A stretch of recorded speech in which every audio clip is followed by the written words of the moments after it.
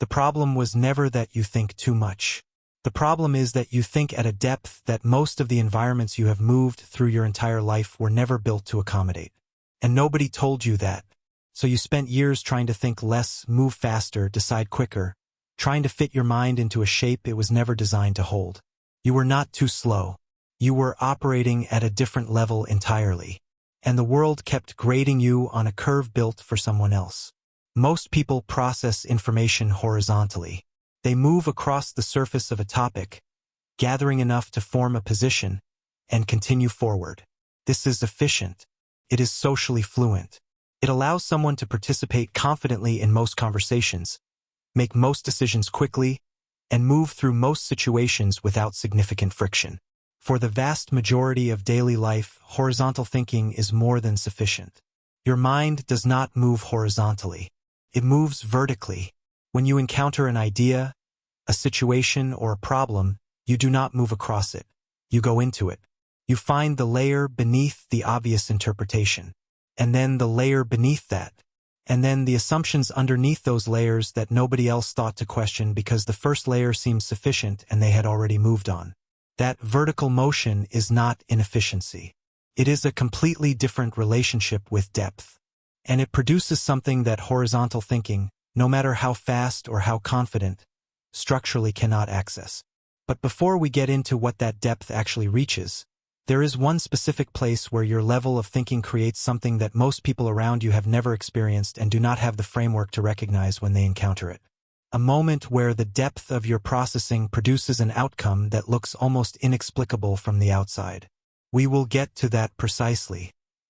And when we do, certain experiences from your past will suddenly make a different kind of sense. First, here is why the world keeps penalizing depth and calling it a problem.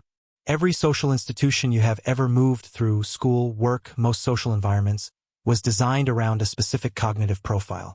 That profile values speed of processing, confidence of delivery, and the ability to produce a clear answer quickly. It rewards the person who raises their hand first, who speaks without hesitation, who moves from question to answer in the shortest possible time.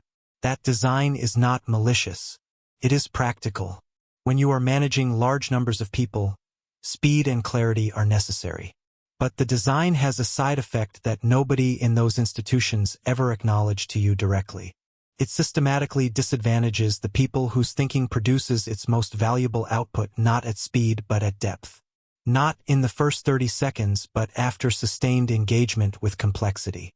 Not with a clear immediate answer but with a more complete and more accurate understanding of why the obvious answer was incomplete. You were one of those people. And the feedback you received, too slow, too much, too complicated, just give me the short version, was not an assessment of your capability. It was an assessment of your fit with a system that was never calibrated for what you actually do. Here is the strange part that most people in your position have never fully considered. The things that system most needs, genuine insight, accurate complexity navigation, the ability to find what the fast answer missed, are precisely the things your level of thinking produces. And yet the system kept telling you the way your mind works was a liability. That contradiction has a cost. Because you internalized some of it. You started editing your thinking before it was finished. Cutting the depth short to produce something deliverable at the speed the environment demanded. Arriving at the surface answer before the deeper one had fully formed, and presenting the surface one because that was what the room was waiting for. And sometimes, quietly, privately, you knew the surface answer was incomplete. You felt the deeper layer sitting just below the conclusion you had just delivered. And you said nothing, because the room had already moved on. Most people completely miss what that self-editing costs over time. Not just the insights that never got articulated, but the gradual erosion of trust in your own cognitive process, the accumulating sense that your natural way of thinking was something to be managed and minimized rather than followed all the way to where it was actually going. And this leads directly to what thinking at your level actually reaches that horizontal thinking cannot. Depth of thinking does not just produce more of the same information. It accesses qualitatively different information. When you go past the first layer of an idea, you find the assumptions the first layer was built on. When you go past those, you find the context that made those assumptions seem obvious. When you go past that, you find the question nobody asked because everyone was too busy answering the one they started with. That is where genuine understanding lies. Not at the surface where everyone agrees, but at the depth where the actual structure of the thing becomes visible. And people who think at your level are the only ones who go there consistently. Not because they are trying to be different, but because their mind keeps moving when everyone else has stopped. Here is where it gets really interesting, because this depth of access is not just intellectually valuable. It is the foundation of the most practically important human capability there is.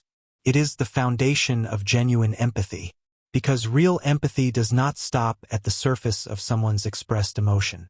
It goes into the layer beneath. What is actually driving this feeling? What has this person not said? What are they asking for underneath what they are literally asking for? That vertical motion through another person's experience, that refusal to stop at the first available interpretation, is exactly what your level of thinking does automatically. And it makes you capable of understanding people at a depth that most people simply cannot reach. Think about the time someone came to you with a problem and you understood something about their situation that they had not fully articulated yet. Not because they told you, because you went deep enough into what they did tell you to find the layer they were not quite able to name themselves. That is not a social skill. That is a cognitive one. And it is one of the rarest and most valuable things one person can offer another. Remember the specific moment I described at the beginning, the place where your level of thinking produces something that looks almost inexplicable from the outside. This is it. This is that moment. When you understand someone more completely than they have explained themselves. When you find the real question inside the stated one. When you see the implication 3 steps ahead that nobody else has reached yet. In those moments, your depth of thinking is not a liability producing excess analysis. It is doing precisely what it was built to do, going far enough into something to find what could not be seen from the surface. The honest cost is real and worth naming. Thinking at this level is slower. It is more resource-intensive. It is lonelier because the depth you inhabit is rarely shared by the people immediately around you, and the things you find there are not always easy to communicate to someone who never went that far down. But the cost is not evidence that something is wrong with your mind. It is evidence that depth has a price.